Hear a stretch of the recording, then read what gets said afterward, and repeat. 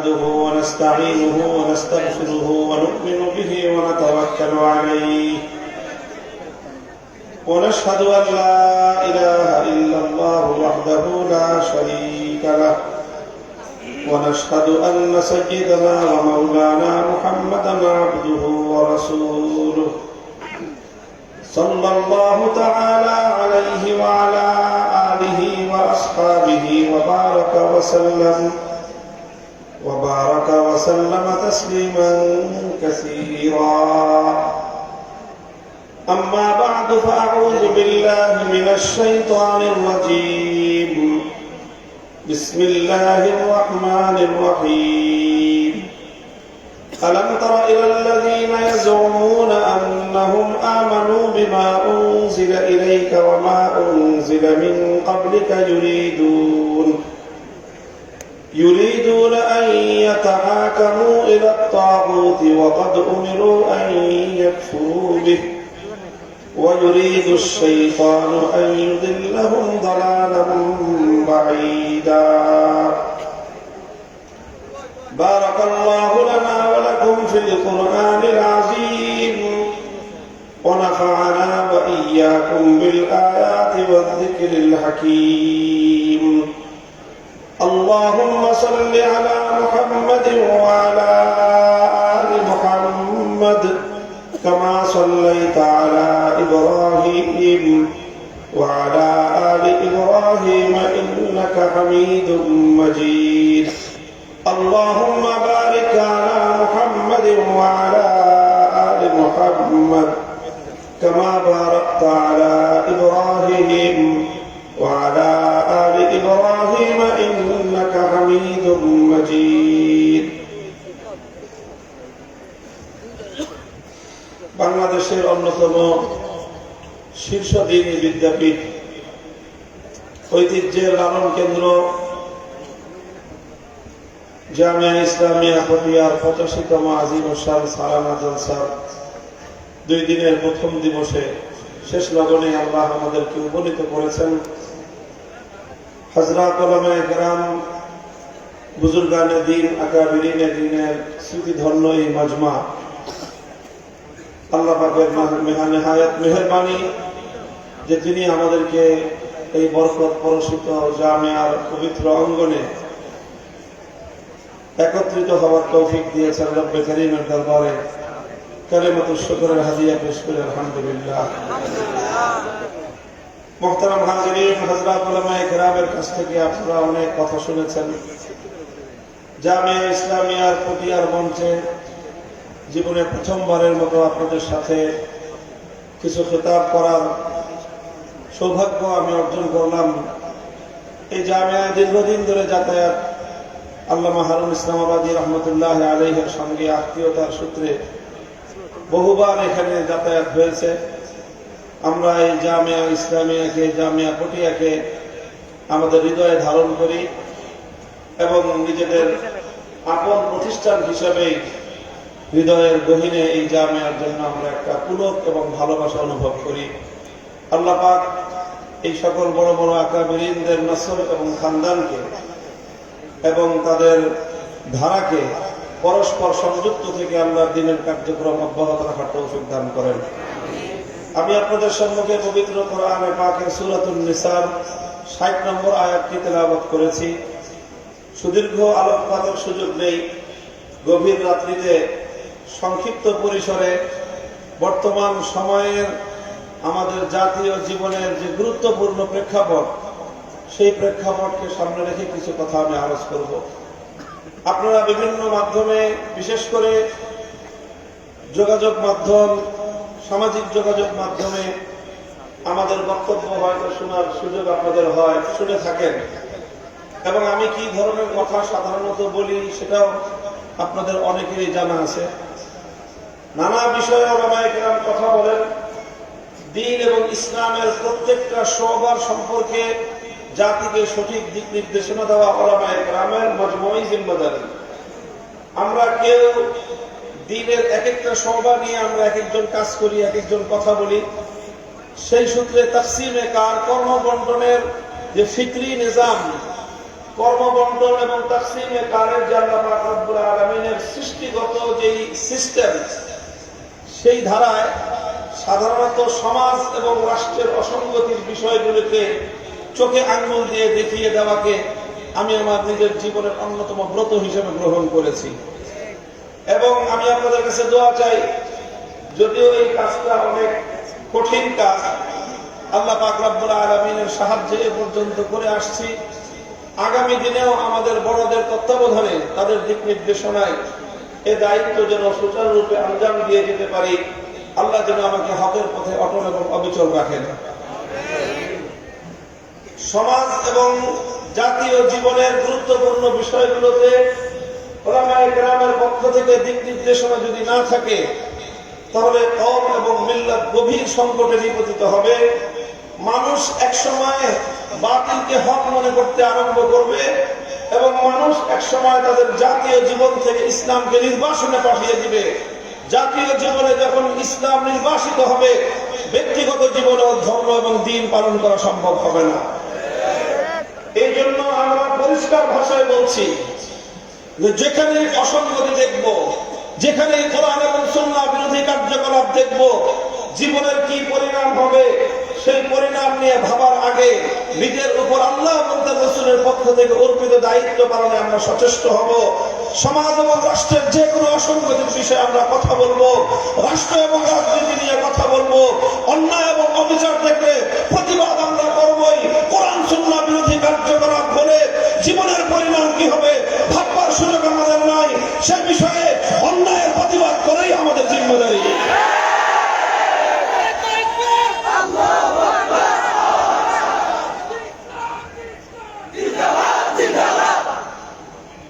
মুহতারাম হাজিরিন, কোরআনে পাকের যে আয়াত আমি আপনাদের সম্মুখে তেলাওয়াত করেছি, এর সংক্ষিপ্ত ভাবার্থ আমি আপনাদের সম্মুখে প্রথম তুলে ধরি। তর্জমাটা আল্লাহ বলেছেন এবং বড় আশ্চর্য নিয়ে আল্লাহ বলেছেন, বিস্ময় নিয়ে আল্লাহ বলেছেন যে এটা কিভাবে সম্ভব। আল্লাহ বলেন যে আলাম তারা ইলাল্লাযীনা ইয়াজুমুনা আন্নাহুম আমানু বিমা উনজিলা ইলাইকা ওয়া মা উনজিলা মিন ক্বাবলিকা ইউরিদুনা আন ইয়াতাহাকামু ইলাত তাগুত। আল্লাহ বলেন যে দেখো, আশ্চর্যজনক একটা বিষয়, কিছু মানুষ এমন আছে যারা নিজেদেরকে ঈমানদার বলে পরিচয় দেয়, দাবি করে যে তারা নাকি ঈমানদার, অথচ নিজেরা নিজেদেরকে ঈমানদার বলে দাবি করার পরেও ইউরিদুনা আন ইয়াতাহাকামু ইলাত তাগুত, তারা তাগুতের কাছে বিচার চায়, তারা তাগুতের কাছে সিদ্ধান্ত চায়, তারা তাগুতের কাছে ফয়সালা চায়। আল্লাহর কোরআনের এই আয়াতের মর্ম এবং ভঙ্গি হলো এই যে যারা আল্লাহর উপর ঈমানদার হতে পারে তারা কোনোদিন তাগুতের সিদ্ধান্ত মানতে পারে না। একজন মানুষ আল্লাহর উপরে ঈমানদার হবে, তাগুতের সিদ্ধান্ত মানবে, আল্লাহর উপর বিশ্বাসী হবে, তাগুতকে মেনে নিবে। আলো আর অন্ধকার যেমন একত্রিত হতে পারে না, রাত আর দিন যেমন একত্রিত হতে পারে না, আল্লাহর উপর একত্ববাদে বিশ্বাসী ঈমানদার কোশ্চিন গেলেও তাগুতকে মেনে নিতে পারে না। এটাই কোরআনের এই আয়াতের অর্থ। শুধু এই আয়াত নয়, কোরআনে পাকের সূরাতুল বাকারা আরো বিভিন্ন জায়গায়, অনেক জায়গায় একই মর্ম আল্লাহ পাক রব্বুল আলামিন বিভিন্ন আঙ্গিকে বর্ণনা করেছেন। আল্লাহ বলেছেন, ফাত্তাবাইয়ানা রুশদু মিনাল গাই ফামান ইয়াকফুর বিত-তাগুত ওয়া ইউমিন বিল্লাহ ফাকাদ ইসতামসাকা বিল উরওয়াতিল উসকা। তাবাইয়ানা রুশদু মিনাল গাই, সত্য এবং মিথ্যা স্পষ্ট, হক এবং বাতিল স্পষ্ট, সঠিক পথ এবং ভুল পথ স্পষ্ট। ফামান ইয়াকফুর বিত-তাগুত ওয়া ইউমিন বিল্লাহ, যে তাগুতকে অস্বীকার করবে আর আল্লাহর উপর ঈমান আনবে সেই সরল এবং সঠিক পথকে ধারণ করলো। অর্থাৎ আল্লাহর উপরে ঈমান তখনই গ্রহণযোগ্য হবে একজন মানুষ তাগুতকে যখন অস্বীকার করবে। আর একজন মানুষ যখন তাগুতকে স্বীকার করবে, সে ব্যক্তি জীবনে অনেক কিছু হতে পারে, হাজি গাজি পাজি হতে পারে, ঈমানদার হতে পারে না। কোরআন পরিষ্কার বলেছে, আল্লাযীনা আমানু ইউকাতিলুনা ফী সাবিলিল্লাহ ওয়াল্লাযীনা والذين كفروا يقاتلون في سبيل الطاغوت যারা ঈমানদার তারা লড়াই করে আল্লাহর পথে যারা কাফের মুশরিক বেঈমান তারা লড়াই করে তাগুতের পথে আল্লাহর পথ ভিন্ন তাগুতের পথ ভিন্ন ঈমানদারের কাজ আল্লাহর পথে লড়াই করা বেঈমানের কাজ তাগুতের পথে লড়াই করা হক আর বাতিলের লড়াই চিরন্তন লড়াই হক আর বাতিলের দ্বন্দ্ব চিরন্তন দ্বন্দ্ব ঈমানদারকে কুফরের বিরুদ্ধে লড়তেই হবে লড়তে লড়তে জীবন দিতে হবে তবু তাগুতের সামনে বেঈমানের সামনে কুফরের সামনে মাথা নত করবার সুযোগ নেই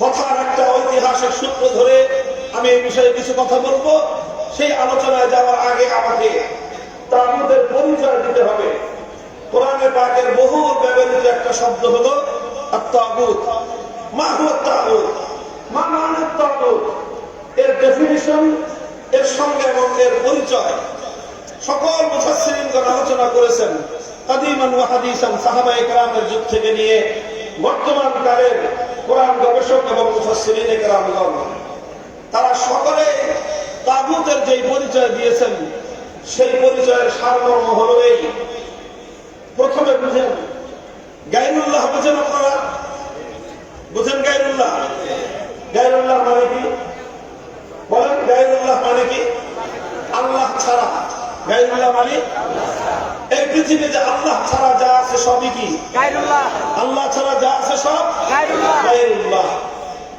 আল্লাহ হলেন একা আর বাকি সব হলো গায়রুল্লাহ তাগুত বলা হয় কোন গায়রুল্লাহকে যদি আল্লাহর আসনে বসানো হয় অথবা কোন গায়রুল্লাহ যদি আল্লাহর আসনে বসে তাহলে সেই গায়রুল্লাহকেই বলা হয় তাগুত কথা বুঝা গেল তাগুতের পরিচয় বুঝতে হবে কারণ আজ আমাদের সমাজকে তাগুতের অক্টোপাস থেকে মুক্ত করে তাওহীদের বুনিয়াদের উপর গড়বার সময় এসেছে আমাদের আজ স্কুল কলেজ ইউনিভার্সিটির ছেলেরা তারা ঈমান এবং কুফরের পার্থক্য বুঝবার চেষ্টা করতেছে তারা তাওহীদ এবং শিরকের পার্থক্য বুঝবার চেষ্টা করতেছে তারা তাগুতের দলকে ত্যাগ করে আল্লাহর দলে যোগদান করার জন্য উন্মুখ হয়ে আছে টেকনাফ থেকে তেতুলিয়া বিপ্লবের জন্য বাংলার মাটি উর্বর হয়ে আছে এই সময়ে প্রস্তুতি গ্রহণ করতে হবে আল্লাহর জমিনে আরেকটা বিপ্লব করতে হবে সেই বিপ্লব হবে তাওহীদের বিপ্লব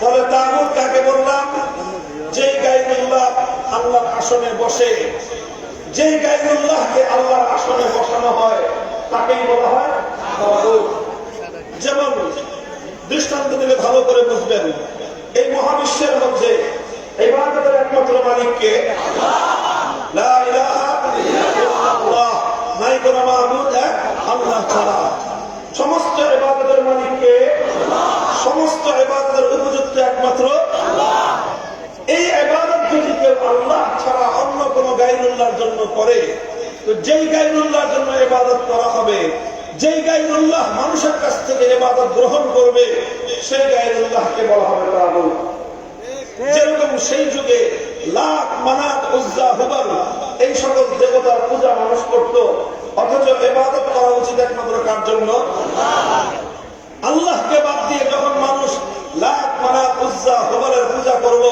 তখন লাত মানাত উজ্জা হুবল এই দেবতাগুলোকে আল্লাহর আসনে সমাসীন করা হলো গায়রুল্লাহকে যখন আল্লাহর আসনে বসানো হয় তখন সেই গায়রুল্লাহকে বলা হয় তাগুত এটাকে বলা হয় তাগুত আর এই ইবাদতের মধ্যে ইবাদত এটা একমাত্র নির্ধারিত কার জন্য যে বিষয়টা আল্লাহর জন্য এককভাবে নির্ধারিত সেটাকে আল্লাহর জন্যই নির্ধারিত রাখা এটার নাম হলো তাওহীদ এর নাম কি তাওহীদ মধ্যে বিধান দেওয়া আইন তৈরি করবা চূড়ান্ত ক্ষমতা সর্বোচ্চ ক্ষমতা এটাও আল্লাহ পাক রব্বুল আলামিনের জন্যই নির্ধারিত আল্লাহ যে আইন করবেন সেটাই চূড়ান্ত আইন আল্লাহ যে বিধান দেবেন আল্লাহর সেই বিধানের উপরে আর কেউ বিধান তৈরি করতে পারবে না এইভাবে বিধান দেওয়ার চূড়ান্ত ক্ষমতাকে আল্লাহর জন্য নির্ধারিত করা,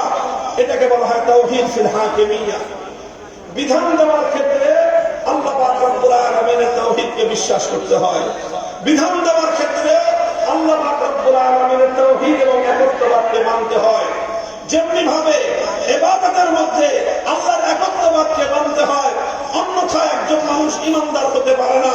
ঠিক তদ্রূপ বিধান দেওয়ার ক্ষেত্রেও আল্লাহ পাক রব্বুল আলামিনের তাওহীদ এবং একত্ববাদকে মানতে হয়, অন্যথায় একজন মানুষ ঈমানদার হতে পারে না। দুঃখ এবং পরিতাপের বিষয়, আজ মুসলিম সমাজের মধ্যে যেমনটা আল্লাহ বলেছেন কোরআনে পাকের মধ্যে বড় বিস্ময় নিয়ে, আশ্চর্য নিয়ে, যে বহু মানুষ নিজেদেরকে ঈমানদার বলে দাবি করে, অথচ তারা তাগুতের আইন মানে। তারা নিজেদেরকে ঈমানদার বলে পরিচয় দেয়, অথচ তাগুতের আইনকে বিশ্বাস করে। অর্থাৎ যেমনি ভাবে দুর্গার পূজা করলে একজন মানুষ ঈমানদার হতে পারে না, ঠিক তদ্রূপ তাগুতের আইন মানলেও একজন মানুষ ঈমানদার হতে পারে না।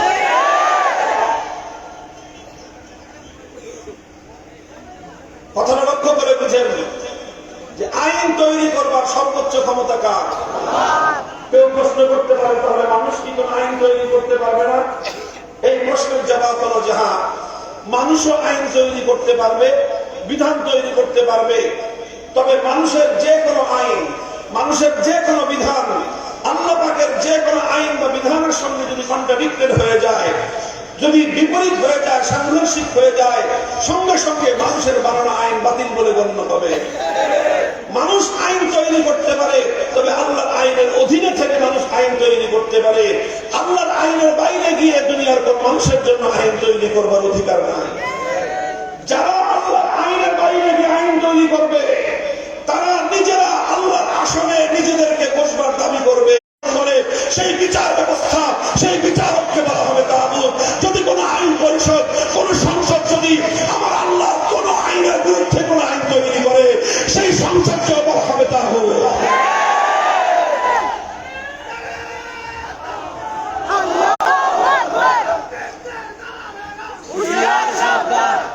এই বিষয়টা বুঝবার বিষয়, স্লোগানও দিতে হবে, তার আগে বুঝতে হবে। আজ অত্যন্ত গুরুত্বপূর্ণ এই বিষয়টা আমি আমার প্রজন্মের আলেমদেরকে বোঝাবার চেষ্টা করছি। ছাত্রদেরকে ধারণ করতে হবে আজকে ঈমান এবং কুফরের পার্থক্য, তাওহীদ এবং শিরকের বিধানের এই পার্থক্যটা বুঝতে হবে। তাগুতের সঙ্গে আজ তাওহীদকে একাকার করে মুসলিম সমাজের মধ্যে শুধু লক্ষ লক্ষ নয়, কোটি কোটি মুসলমান মানুষ ঈমান হারা, তাগুতে বিশ্বাসী হয়ে জাহান্নামের পথে চলছে, অথচ সমাজ এবং নিজেরা তাদেরকে ঈমানদার বলে মনে করতেছে। আল্লাহ এই অভিশাপ থেকে মুসলিম উম্মাহকে হেফাজত করেন। মুহতারাম হাজিরিন, মুসলিম সমাজের মধ্যে এই অভিশাপ ছিল না। আল্লাহর আইনের বিরুদ্ধে কোন মানব রচিত কোন আইন, কোন বিধান মুসলিম সমাজের মধ্যে থাকবে, এই অভিশাপ একটা দীর্ঘ সময় পর্যন্ত মুসলিম সমাজে ছিল না। খায়রুল কুরুনে ছিল না, খেলাফতে রাশেদের যুগে ছিল না, খেলাফতে বনু উমাইয়ার যুগে ছিল না, খেলাফতে বনু আব্বাসিয়ার যুগে ছিল না। সর্বপ্রথম এই আল্লাহর বিরুদ্ধে আইন তৈরি করে সেই আইনের দ্বারা মুসলিম সমাজকে পরিচালনা করার এই অভিশপ্ত কুফরি ধারা মুসলমানদের মধ্যে চালু করলো তাতারি সম্প্রদায়। এই তাতারিরা, চেঙ্গিস খানের চেলাচামুন্ডারা মুসলমানদের খেলাফতের রাজধানী বাগদাদকে ধ্বংস করলো। মুসলিম বিশাল সাম্রাজ্যকে দখল করে মুসলমানদের উপর চেঙ্গিস খানের বানানো আইন, তারা আল্লাহর আইনকে উৎখাত করে সেই জায়গায় চেঙ্গিসি আইনকে তারা বাস্তবায়ন করলো। আর মুসলিম সমাজের মধ্যে সর্বপ্রথম এই অভিশপ্ত ধারা চালু হলো। এই অভিশপ্ত ধারা চালু হওয়ার পর মুসলমানদের আলেম সমাজ, মুসলমানদের মুজাহিদিনে মিল্লাত অনেক ত্যাগ স্বীকার করেছেন, কোরবানি দিয়েছেন, রক্ত দিয়েছেন, জীবন দিয়েছেন, তাগুতি ব্যবস্থার সামনে মাথা নত করেন নাই। অসংখ্য অগণিত ওলামায়ে কেরাম জীবন দিয়েছেন, বহু মুসলমানদের শাহাদাত বরণ করতে হয়েছে। শাইখুল ইসলাম ইবনে তাইমিয়া রাহমাতুল্লাহি আলাইহি ৬ বার কারাবরণ করেছেন, কিন্তু তাগুতের আইনের সামনে মাথা নত করেন নাই। জিহাদ করেছেন, রক্ত দিয়েছেন, জীবন দিয়েছেন।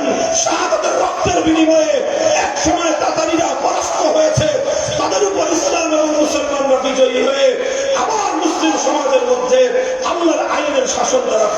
গিয়েছিলেন। তাতারীরা অনেক ধ্বংস হয়েছে, কিছু তাতারীরা ঈমান গ্রহণ করে মুসলমান হয়ে গিয়েছে। মুসলমানদের সমাজ থেকে আল্লাহর আইনকে উৎখাত করে সেই জায়গায় মানব রচিত আইনের দ্বারা সমাজকে পরিচালনা করবার এই অভিশপ্ত ধারা দুনিয়া থেকে মুসলমানরা আবার বিলুপ্ত করে দিয়ে আবার সেই সোনালী ধারা তারা ফিরিয়ে আনলেন। খেলাফতে ওসমানিয়া কায়েম হলো দীর্ঘ শতাব্দী পর্যন্ত।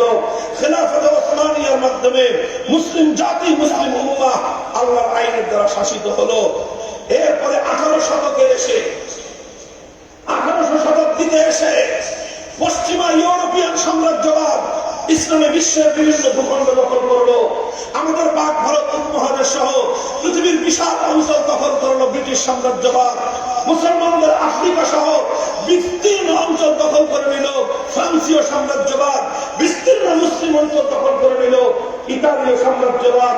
ইতালি, ফ্রান্স এবং ব্রিটিশ সাম্রাজ্যবাদ মুসলমানদের বিশাল এলাকা দখল করে নিল। শুধু দখল করে ক্ষান্ত হল না, মুসলিম এই সমাজ থেকে তারা আল্লাহর আইনকে উৎখাত করে ব্রিটিশ প্রবর্তিত আইন, ফ্রান্স প্রবর্তিত আইনের দ্বারা তারা মুসলিম সমাজকে পরিচালনা করতে আরম্ভ করলো। এই ছিল মুসলমানদের মধ্যে আবার এই কুফরি তাগুতি শাসন ব্যবস্থার অভিশাপ মুসলমানদের উপর চেপে বসলো। মুসলমানদের উপর যখন এই অভিশাপ চেপে আসলো, এই পাক ভারত উপমহাদেশে শাহ আব্দুল আজিজ মুহাদ্দিস দেহলভী রাহমাতুল্লাহ আলাইহি সর্বপ্রথম সাহসী কণ্ঠে ফতোয়া জারি করলেন যে এই ভারত উপমহাদেশে মুসলমানদের সংখ্যা যতই হোক না কেন, পাক ভারত উপমহাদেশে মুসলমানরা যত নির্বিঘ্নে ইবাদত বন্দেগী, নামাজ, রোজা, হজ, যাকাত আদায় করতে পারুক না কেন, কিন্তু যেহেতু মুসলিম সমাজের মধ্যে আল্লাহর আইন কার্যকর নাই, বরং আল্লাহর আইনের পরিবর্তে ব্রিটিশ সাম্রাজ্যবাদ নিজেদের বানানো আইন তারা কার্যকর করে দিয়েছে। সুতরাং যেই সমাজে আল্লাহর আইনের পরিবর্তে মানুষের সমাজ, মানুষের আইন বাস্তবায়িত হয়, সেই সমাজে 100% মুসলমান থাকলেও সেই সমাজকে দারুল ইসলাম বলা যায় না, সেই সমাজকে বলতে হয় দারুল হরব।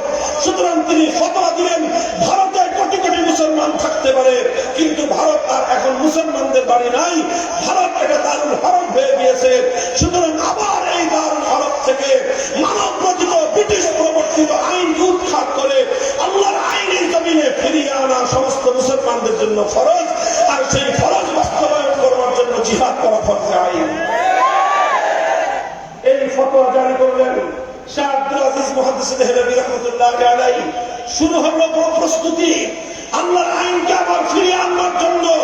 মুসলমানরা যা ছিল তাই নিয়ে সংগ্রামের প্রস্তুতি নিলেন। 1831 সালে বালাকোটের রণাঙ্গনে সৈয়দ আহমদ রহমতুল্লাহ আলাইহির নেতৃত্বে বালাকোটের জিহাদ হলো। বালাকোটে আল্লাহর আইন দুনিয়াতে আবার ফিরিয়ে আনবার জন্য তারা সংগ্রামে নিয়োজিত হলেন, জিহাদ করলেন, রক্ত দিলেন, জীবন দিলেন, শাহাদাত বরণ করলেন। কিন্তু ব্রিটিশ আইনের সামনে বালাকোটের শহীদরা মাথা নত করেন না, শাহাদাত বরণ করলেন। তারা আল্লাহর আইন ফিরিয়ে আনতে পারলেন না। তখন আবার নতুন করে আবার প্রস্তুতি শুরু করলেন। আবার আসলো 1857 সাল। 1857 সালে হাজী ইমদাদুল্লাহ মুহাজির মক্কি রাহমাতুল্লাহ আলাইহি সাইয়্যিদুত তায়েফা, আমাদের সকল সিলসিলার পীর বলা হয় যাকে, আমরা শুধুমাত্র তাকে পীর হিসেবে জানি। আমরা শুধুমাত্র হাজী ইমদাদুল্লাহ মুহাজির মক্কিকে সাইয়্যিদুত তায়েফা হিসেবে জানি। কিন্তু তিনি যেমন মুসলমানদের জন্য সকল পীরদের পীর এবং সাইয়্যিদুত তায়েফা ছিলেন, ঠিক তেমনি ভাবে তিনি থানা ভবনকে কেন্দ্র করে একটা খেলাফতের ঘোষণা দিয়েছিলেন, আর তিনি ছিলেন সেই খেলাফতের আমিরুল মুমিনিন। হাজী ইমদাদুল্লাহ মুহাজির মক্কি রাহমাতুল্লাহ আলাইহি আমিরুল মুমিনিন হলেন। তিনি একটা খেলাফত ঘোষণা করলেন। তার প্রধানমন্ত্রী ছিলেন কাসেম নানুতুবি রাহমাতুল্লাহ আলাইহি, তার প্রধান বিচারপতি ছিলেন রশিদ আহমদ গঙ্গোহী রাহমাতুল্লাহ আলাইহি, প্রধান সেনাপতি ছিলেন হাফেজ জামান রাহমাতুল্লাহ আলাইহি। তারা থানা ভবনকে কেন্দ্র করে বিশাল এলাকায় আল্লাহর আইন কার্যকর করলেন। ব্রিটিশ প্রবর্তিত মানব রচিত আইনকে তারা ছুঁড়ে মারলেন।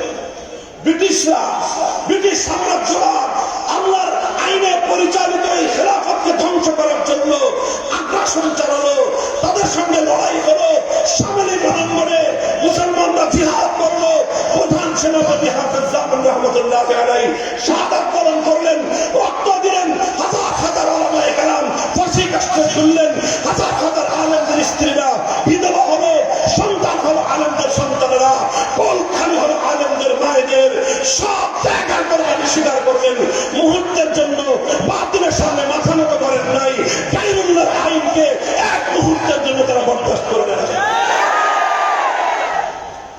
মুহতারাম হাজিরিন, এরপরে 1857 সালে পারলেন না মুসলমানরা, এবারও তারা আল্লাহর আইনের সমাজ ফিরিয়ে আনতে পারলেন না। তারা পরাস্ত হলেন, শাহাদাত বরণ করলেন। এই সংগ্রাম থেমে গেল। এরপরে আবার শুরু করলেন 1866 সালে দারুল উলুম দেওবন্দ কায়েম করলেন। কেন কায়েম করেছিলেন দারুল উলুম দেওবন্দ? উদ্দেশ্য ছিল আবার সেই 1831 সালের বালাকোটের চেতনা ফিরিয়ে আনবেন, আবার 1857 সালের সামরিক চেতনা ফিরিয়ে আনবেন। 1866 সালে দারুল উলুম দেওবন্দ কায়েম করা হয়েছিল আল্লাহর জমিন থেকে মানব রচিত তন্ত্রমন্ত্রের কবর রচনা করে আল্লাহর জমিনে আল্লাহর বিধানকে ফিরিয়ে আনা। 1866 সালে দারুল উলুম দেওবন্দ প্রতিষ্ঠিত হওয়ার 80 বছর পরে 1947 সালে এই জাতির আন্দোলন এবং সংগ্রামের মুখে ব্রিটিশরা দেশ ছেড়ে যেতে বাধ্য হলো। ব্রিটিশরা যখন দেশ ছেড়ে চলে যাবে, তখন এই দেশে দুই জাতি, হিন্দু এবং মুসলিম জাতি। সংখ্যার দিক থেকে হিন্দুরা বেশি, মুসলমানরা সংখ্যার দিক থেকে কম। মুসলমানদের সঙ্গে প্রশ্ন আসলো, হিন্দুদের সঙ্গে এক রাষ্ট্রে থাকবা না আলাদা মুসলমানরা রাষ্ট্র গঠন করবে? তখন এই পাক ভারত মহাদেশের মুসলমানরা, সংখ্যাগরিষ্ঠ মুসলিমরা সিদ্ধান্ত নিল যে আমাদের রাষ্ট্র ছোট হতে পারে, আমরা দুর্বল হতে পারি, কিন্তু আমাদের একটা জিনিস চাই, আমাদের দিলের শত বছরের আকাঙ্ক্ষা হলো আমরা আবার আল্লাহর শাসন, আল্লাহর আইন, আল্লাহর কোরআনের শাসন বাস্তবায়ন করব। তখন দ্বিজাতি তত্ত্বের মাধ্যমে মুসলমানদের জন্য আলাদা ভূখণ্ড তৈরি হওয়ার সিদ্ধান্ত হলো। আর সেই ভূখণ্ড তৈরি করতে গিয়ে আল্লাহর জমিনে আল্লাহর আইন ফিরিয়ে আনতে গিয়ে অনেক ত্যাগের কোরবানি স্বীকার করতে হয়েছে। ইতিহাস থেকে আমি জাতীয়হীন ভাষায় বলতে পারি, গোটা ভারতবর্ষের মধ্যে আল্লাহর জমিনে আল্লাহর আইন ফিরিয়ে আনবার জন্য যেই জাতি সবচেয়ে বেশি ত্যাগের কোরবানি স্বীকার করেছে, সেটা পশ্চিম পাকিস্তানের খান পাঠানরা নয়, সেটা সেই সীমান্ত প্রদেশের পখতুনখোয়ার নয়, সেটা বলুচিস্তানের লাহোর নয়, সেটা ছিল আমাদের এই তৎকালীন পূর্ববঙ্গ, পরবর্তীতে পূর্ব পাকিস্তান, আজকের বাংলাদেশের মুসলমানরা সবচেয়ে বেশি ত্যাগের কোরবানি স্বীকার করেছে। দুঃখ এবং আফসোস লাগে, দুঃখ এবং আফসোস লাগে আমাদের এই জাতির পূর্বপুরুষদের সেই ইতিহাস আমরা ভুলে গিয়েছি। আমাদের পূর্বপুরুষদের ধারা থেকে আমরা বাংলাদেশের বর্তমান প্রজন্ম বেমালুম নিজেদের সংগ্রামের ইতিহাস, নিজেদের গৌরবজ্জ্বল ইতিহাসকে আমরা ভুলতে বসেছি। 1947 সালে এই বাংলাদেশ ঐতিহাসিক সিদ্ধান্ত নিয়েছিল, বাংলাদেশের বাড়ির কাছে ছিল কলকাতা, বাংলাদেশের চারপাশে ছিল হিন্দুয়ানি ভারত। এই সব কিছুকে লাথি মারলো বাংলাদেশ, কলকাতাকে লাথি মারলো, ভারতকে তালাক দিল, দিল্লিকে ছুড়ে মারলো। 2000 মাইল দূরে পশ্চিম পাকিস্তানিদের সঙ্গে একটা রাষ্ট্র গঠন করলো। কি ছিল উদ্দেশ্য? পশ্চিম পাকিস্তানিদের প্রতি জাতির আলাদা কোনো প্রীতি ছিল না, শুধু একটা জিনিসই ছিল, সেটা হলো ওরা মুসলমান, আমরাও মুসলমান, মুসলমান মুসলমান মিলে এমন একটা রাষ্ট্র গঠন করবো যেই রাষ্ট্রের সংবিধান হবে আল্লাহর কোরআন। হলো পাকিস্তান। কিন্তু দুর্ভাগ্যজনক ভাবে পাকিস্তান রাষ্ট্রের যারা শাসক হলো, তারা দিনের পর দিন মুসলমানদের সঙ্গে ধোঁকাবাজি করে যেতে লাগলো। আমাদের আলেম সমাজ, এদেশের আতহারি রহমতুল্লাহ আলাইহি, খতিব আজম সিদ্দিক আহমদ রহমতুল্লাহ আলাইহি, আমাদের আলেম সমাজ বারবার পশ্চিম পাকিস্তানের শাসক গোষ্ঠীকে বলল, অঙ্গীকার পুরা করেন, জাতির সঙ্গে ওয়াদা করেছিলেন মুসলমানদের জন্য আলাদা ভূখণ্ড হবে, সেই ভূখণ্ডে আল্লাহর কোরআনের বিধান বাস্তবায়ন করবেন। আপনারা সেই আল্লাহর কোরআনের নিজামী ইসলাম বাস্তবায়ন করেন না কেন? স্বৈরাচারী পশ্চিম পাকিস্তানি শাসক গোষ্ঠী সবসময় একটা কথাই বলতো যে হুজুর দেখেন, এখনো আমাদের রাষ্ট্রটা শিশু রাষ্ট্র, তো শিশু রাষ্ট্র সবকিছু হজম করতে পারে না, ইসলামের আইন অনেক কঠিন, আমাদের রাষ্ট্র এখন এটা হজম করতে পারবে না, এই রাষ্ট্রটা একটু বড় হোক, এটা আস্তে আস্তে আমরা ইসলামী আইন কায়েম করব। এখন যদি আমরা ইসলামী শাসন কায়েম করতে যাই, পশ্চিমা বিশ্ব, ইউরোপ, আমেরিকা আমাদেরকে সাহায্য করবে না, আর তখন আমরা দেশটাকে উন্নত করতে পারবো না। এইভাবে কথা বলে বছরের পর বছর তারা এটাকে ঝুলিয়ে রাখতে আরম্ভ করলো। একটা পর্যায়ে ওলামায়ে কেরাম তাদের উপর বিতৃষ্ণ হয়ে গেলেন। আমার আব্বাজান সাইয়্যিদুল হাদিস আল্লামা আজিজুল হক রাহমাতুল্লাহ আলাইহি বলতেন যে 24টা বছর, 2টা যুগ পশ্চিম পাকিস্তান করেছিল, বিশ্বাসঘাতকতা করেছিল, আল কোরআনের শাসন ব্যবস্থা কায়েম করার অঙ্গীকার তারা বাস্তবায়ন করার জন্য পদক্ষেপ নেয় নাই। কথা ছিল একটাই, কিছু বললে বলতো রাষ্ট্র, শিশু রাষ্ট্র, শিশু রাষ্ট্র। তিনি বলতেন 24 বছরেও তার শিশু বুঝি বড় হল না। যেই বড় 24 বছরেও বালক হয় না, যেই ছেলে 24 বছরেও সাধারণ হয় না, বুঝতে হবে এই ছেলে অসুস্থ, আর কোনোদিন ভালো হবে না। তখন এদেশের মানুষ সিদ্ধান্ত নিল, আল্লাহর কোরআনের সংবিধান যদি না পাই, পাকিস্তানের প্রয়োজন নাই, ভেঙ্গে টুকরো করে দাও।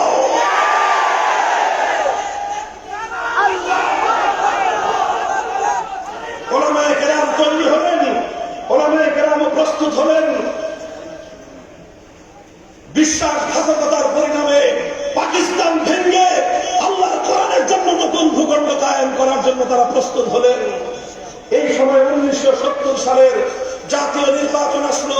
সেই 70 সালের জাতীয় নির্বাচনের সময় এই বঙ্গুয়া এলাকার একজন নেতা তিনি জাতির সঙ্গে একটা অঙ্গীকার করলেন, একটা ঘোষণা দিলেন, একটা ওয়াদা করলেন।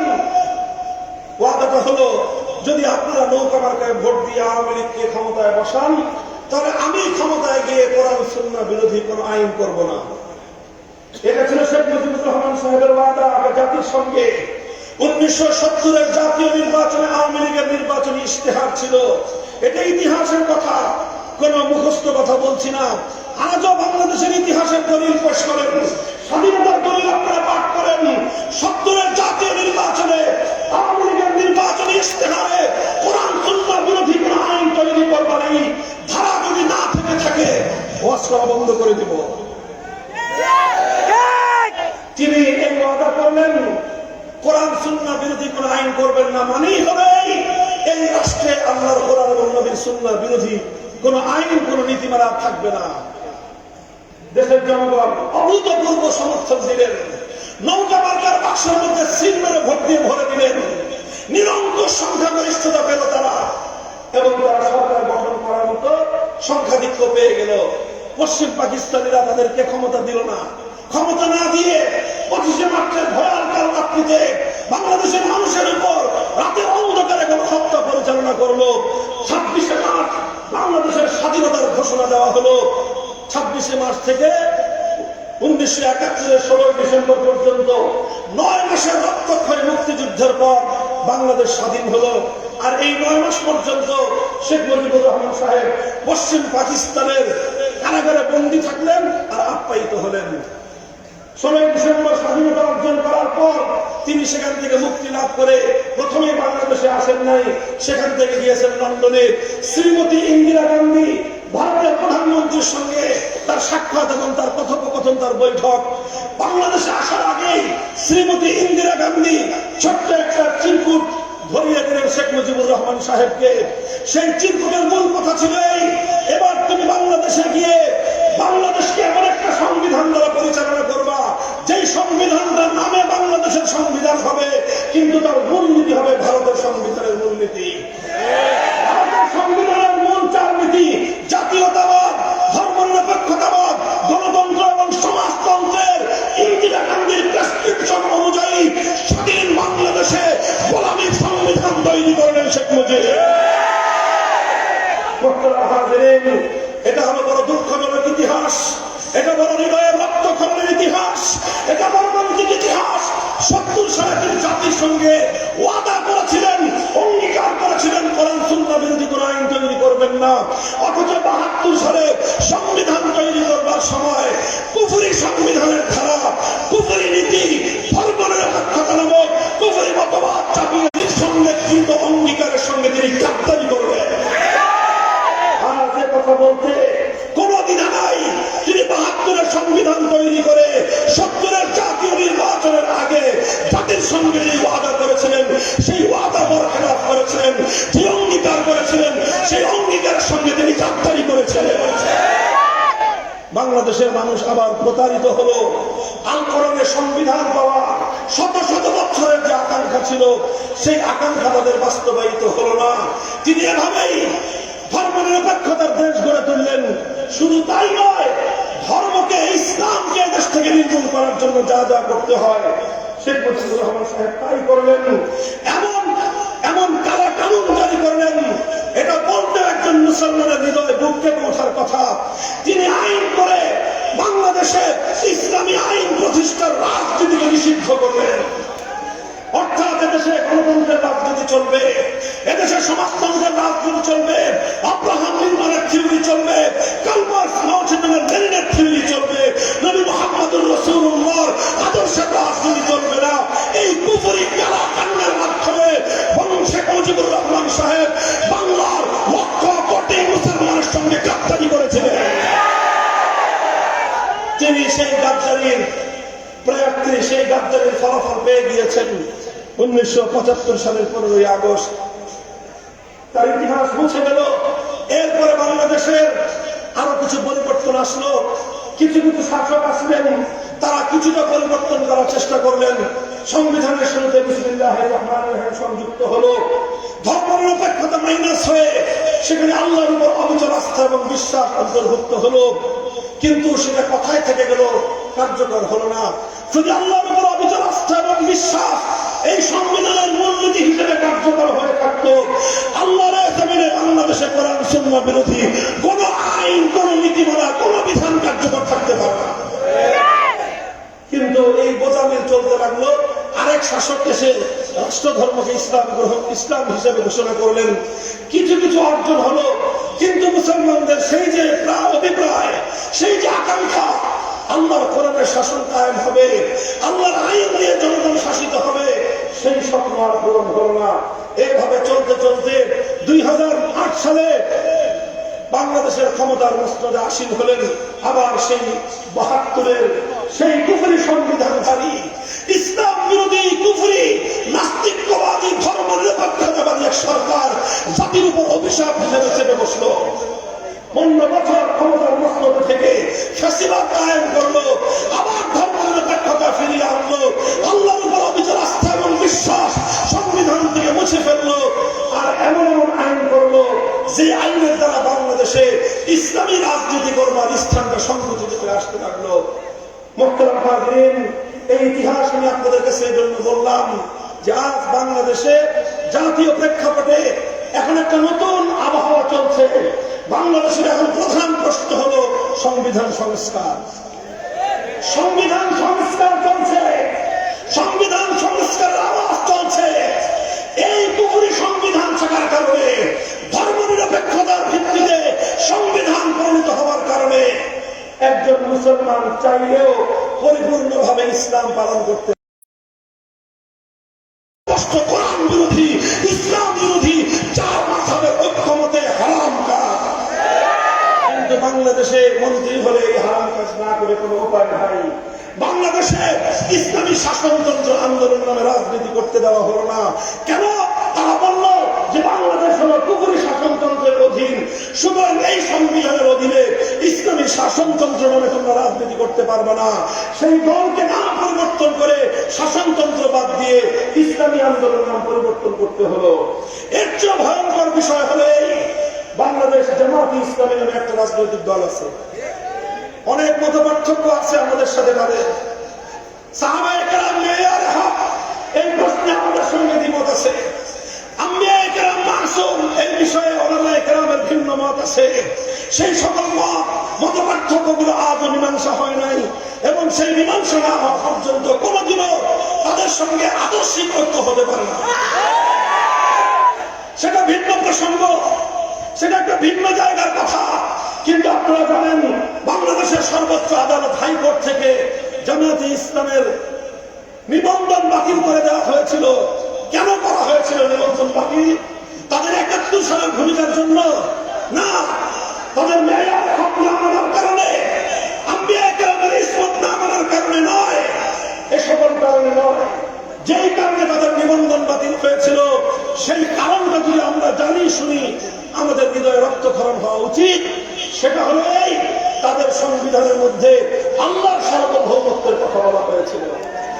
এজন্য বাংলাদেশের সর্বোচ্চ আদালত বলল, আমরা যেই সংবিধান মানি সেই সংবিধানে মানুষের সার্বভৌমত্বের কথা বলা হয়েছে, অর্থাৎ শিরকি সার্বভৌমত্বের কথা সংবিধান বলে। সুতরাং তুমি একত্ববাদের সার্বভৌমত্বের কথা বলবে, বাংলাদেশে রাজনীতি করতে পারবে না। হে মুসলমান, কোন দেশে আমরা বসবাস করছি? এই দেশটার জন্য হাজী শরীয়তুল্লাহ রক্ত দিয়েছিলেন, এই দেশটার জন্য কুতুবুল্লাহ রক্ত দিয়েছিলেন, এই দেশটার জন্য ফকির নজরুল শাহ রক্ত দিয়েছিলেন, এই দেশটার জন্য এই বাংলাদেশের মুসলমানরা ভারতকে লাঠি মেরে পশ্চিম পাকিস্তানের সঙ্গে কাছাড় বেড়েছিল, এত ত্যাগ কোরবানি নজরানা পেশ করেছিল শুধুমাত্র ঈমান এবং ইসলাম নিয়ে বেঁচে থাকবার জন্য। দুঃখ এবং পরিতাপের বিষয়, এই সবগুলো বিষয়টা আমাদের জন্য সংকুচিত করতে করতে করতে করতে এমন একটা পর্যায়ে আমাদেরকে দেয়ালের মধ্যে নিয়ে পিঠ ঠেকিয়ে দিয়েছিল। আর গোটা বাংলাদেশকে কুফুরের আস্তানায় পরিণত করবার জন্য বাংলাদেশের প্রত্যেকটা শহরে, প্রত্যেকটা থানায়, প্রত্যেকটা উপজেলায়, এমনকি প্রত্যেকটা ইউনিয়ন এবং ওয়ার্ডে পর্যন্ত মূর্তি সংস্কৃতি বাস্তবায়নের মাধ্যমে শিরকের আখড়ায় পরিণত করতে চেয়েছিল। আমরা বলেছিলাম এভাবে একটি মুসলিম জনপদে মূর্তি সংস্কৃতি গ্রহণযোগ্য হতে পারে না। শুধু এই কথা বলবার কারণে আমার বিরুদ্ধে, আলেমদের বিরুদ্ধে গোটা রাষ্ট্রযন্ত্র নিয়ে ঝাঁপিয়ে পড়েছিল স্বৈরাচারী ফেসিবাদ। আমরা রক্ত দিয়েছি 21 সালে, আমরা রক্ত দিয়েছি 13 সালে, আমরা কারারুদ্ধ হয়েছি, দিনের পর দিন ফাঁসি কাষ্ঠের জন্য অপেক্ষা করেছি, কিন্তু তাওহীদের প্রশ্নে আপোষ করি নাই, আপোষ করি নাই।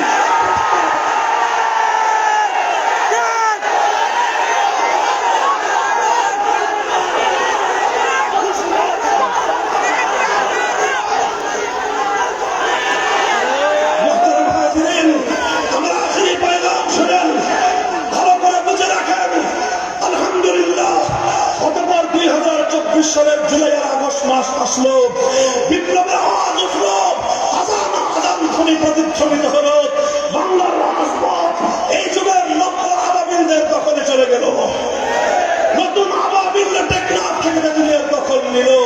5ই আগস্ট অপরাহ্নে বিপ্লব হলো, সেই বিপ্লবে ফ্যাসিবাদী মূর্তি সংস্কৃতির ধ্বজাধারীরা দেশ ছেড়ে পালিয়ে যেতে বাধ্য হলো।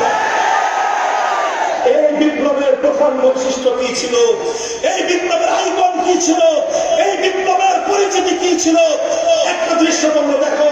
5ই আগস্টের দুপুর থেকে দুপুর 2টা থেকে 3টা পর্যন্ত বাংলাদেশ দেখো, কোন নেতার ঘোষণা করতে হয় নাই, কোন আলেমকে আহ্বান করতে হয় নাই।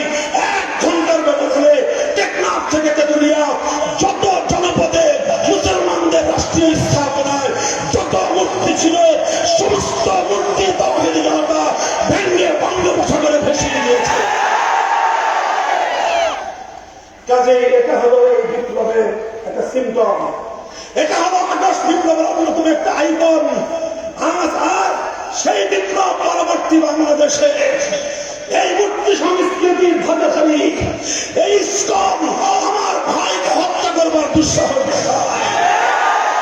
আমরা ধৈর্য ধারণ করছি, আমরা ধৈর্যের চরম পরাকাষ্ঠা প্রদর্শন করছি, আমরা আমাদের কর্মীদেরকে শান্ত রাখার চেষ্টা করছি। এটাকে যদি কেউ আমাদের দুর্বলতা ভাবেন, বোকার স্বর্গে বসবাস করবেন। স্পষ্ট ভাষায় বলতে চাই, এই যে আমার ভাইকে যারা হত্যা করলো, শহীদ সাইফুল ইসলাম আরিফের হত্যাকারীদের যদি যথাযোগ্য বিচার না হয়, গোটা বাংলাদেশে বিদ্রোহের আগুন ধরবে।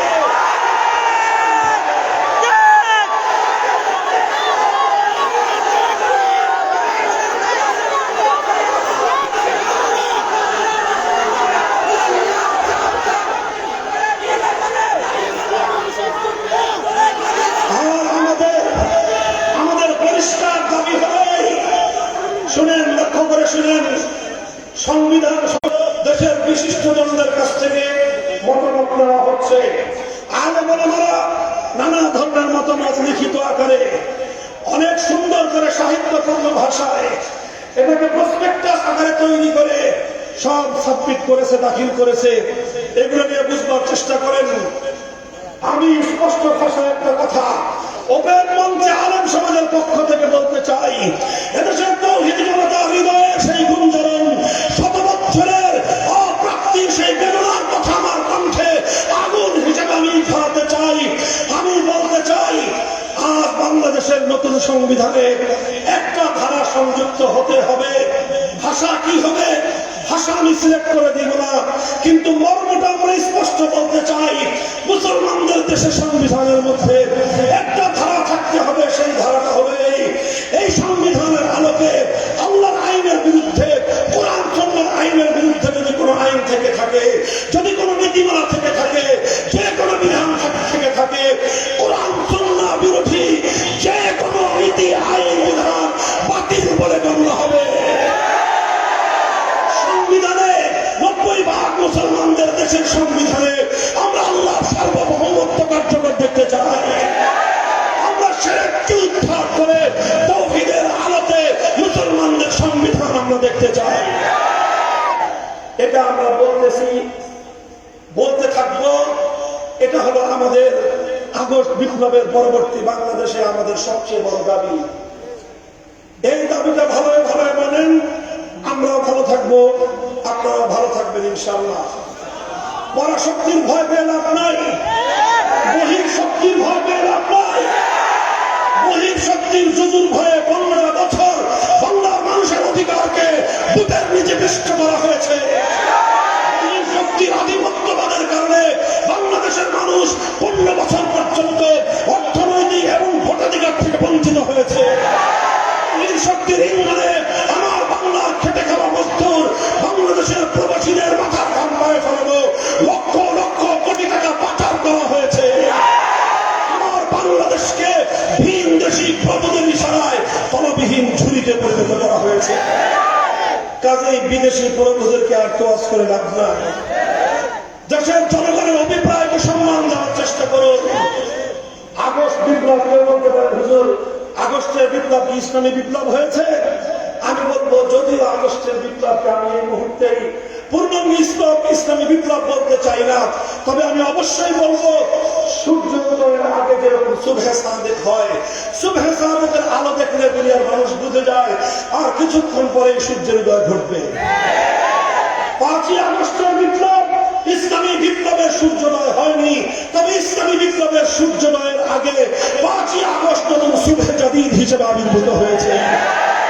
এখান থেকে প্রমাণিত হয়েছে এখন শুধুমাত্র বাংলার কওমি মাদ্রাসার ছাত্ররা নয়, বাংলাদেশের প্রতিটি পাবলিক বিশ্ববিদ্যালয়ে আল্লাহর জমিনে আল্লাহর দ্বীন বাস্তবায়ন করার সৈনিক তৈরি হয়ে গিয়েছে।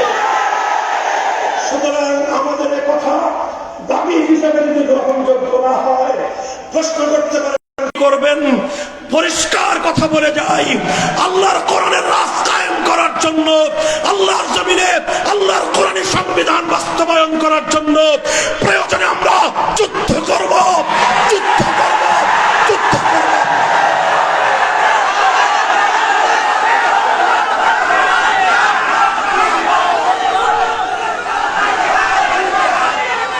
এই প্রস্তুত থাকবেন তো ইনশাআল্লাহ? বিপ্লব বিপ্লব বিপ্লবের ঘোষণা লা ইলাহা ইল্লাল্লাহর মাধ্যমে একটা বিপ্লব হবে। এদেশের সংবিধান হবে আল কোরআন। কোরআন সুন্নাহ বিরোধী কোন আইন এদেশে চলতে পারবে না ইনশাআল্লাহ। তোমরা সাহস করো, হিম্মত করো, বেশি নয় 2000 আবু সাঈদদের রক্তের মাধ্যমে যেভাবে আধিপত্যবাদী ভারতীয় দেশে বাতাস বিতাড়িত হয়েছে, আর 2000 শহীদের রক্তের বিনিময়ে বাংলার মাটিতে কোরআনের রাজ কায়েম হবে, খেলাফত কায়েম হবে ইনশাআল্লাহ।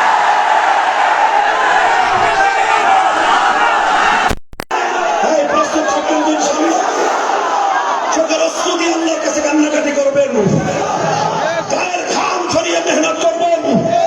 সর্বশেষ প্রয়োজন হলে শহীদ ঈদগাহে জমায়েত হয়ে শহীদ সাইফুল ইসলাম আরিফের মতো আল্লাহর দ্বীনের জন্য অকাতরে জীবনের রক্ত কারা ঢেলে দিবেন। তৌফিক দান করেন ইসলামী বিপ্লবের জন্য, ইসলামী সমাজ কায়েমের সেই সোনালী দিন দেখার জন্য আল্লাহ আমাদের সকলকে তৌফিক দান করুন। ওয়া আখিরু দাওয়ানা আমিন। আসসালামু আলাইকুম ওয়া রাহমাতুল্লাহ। বসেন, সবাই বসেন। মামুন ভাই বসবেন, মোনাজাত যতক্ষণ শেষ না হয় মামুন ভাই বসবেন, আপনারাও বসেন।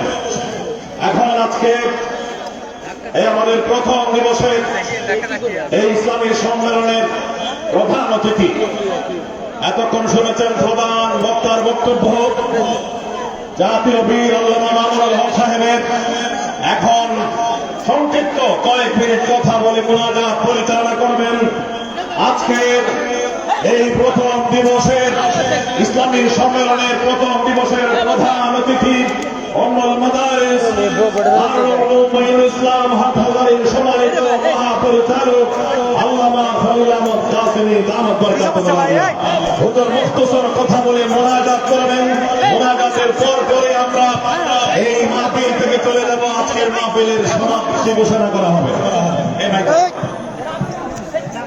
হুজুর বসো, সবাই বসো, বসো, হুজুর একটু বসতে বলেন। সবাই বসে, দেখে আসতেছি ভাই। বসেন বসেন, কত সুন্দর দেখে বসেন।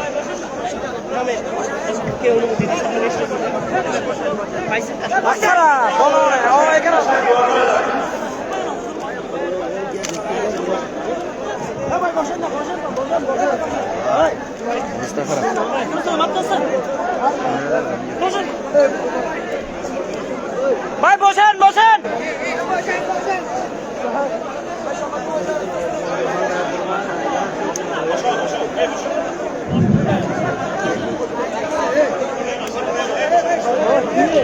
বসতে না কেন তুমি মারো বিষয়। আরে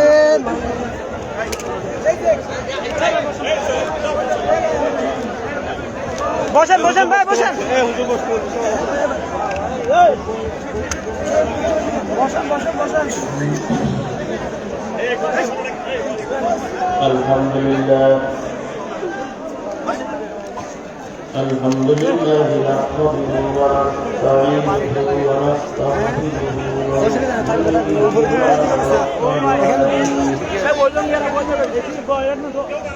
ونعوذ بالله من شرور أنفسنا ومن سيئات أعمالنا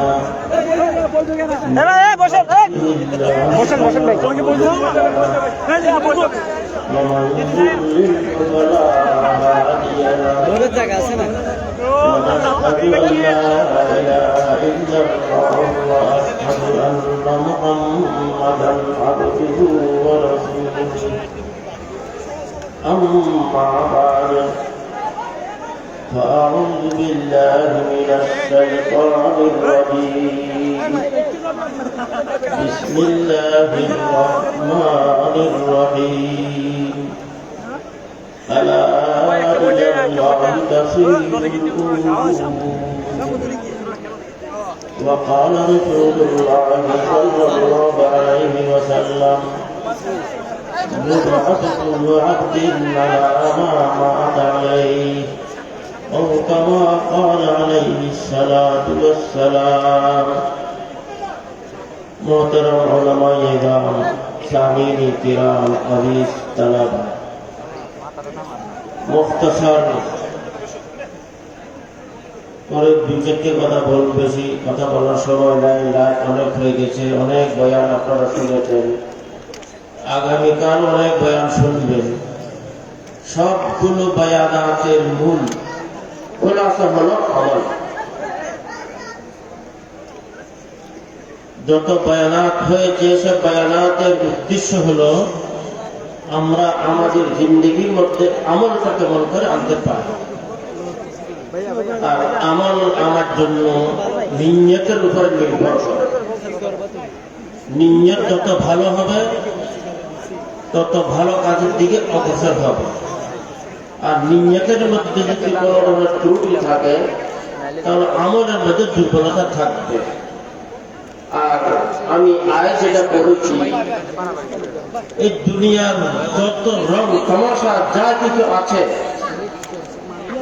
গাড়ি বাড়ি নারী ব্যাংক ব্যালেন্স টাকা পয়সা জায়গা জমি দোকানপাট সব কিছুর লাশ আসল টার্গেট হল আল্লাহ। এগুলো সব যদি শরীয়তের মোতাবেক হয় সে কামিয়াব। আর যদি কোন রকম করে সময় কাটিয়ে চলে গেল, আল্লাহর মর্জির খেলাফ হলো, শরীয়তের খেলাফ হলো, তবিয়তের মোতাবেক হলো সেটা কিন্তু নাকামি। এই জন্য আমি আর কথা বলবো না লম্বা, এই জন্য তিনটা কথা মুখতাসার আপনাকে বলবো। এক কথা হলো এই ওয়াজ মাহফিল যেগুলো হচ্ছে এগুলো পাবন্দের সাথে কান লাগিয়ে শোনা। দ্বিতীয় কাজ হলো তবলিগি জামাতের মধ্যে সময় লাগানো। তৃতীয় কাজ হলো কোন একটা আহলে দিন আহলে ইলমের সাথে কায়েম করা। এই তিনটা কাজ যদি আমরা করি আমাদের উপস্থিত যে একটা মনোভাব আছে সেটা কেটে যাবে। আল্লাহ ওয়ালার যখন সহবত আমরা ইখতিয়ার করবো, আহিস্তা আহিস্তা আমরা ভালো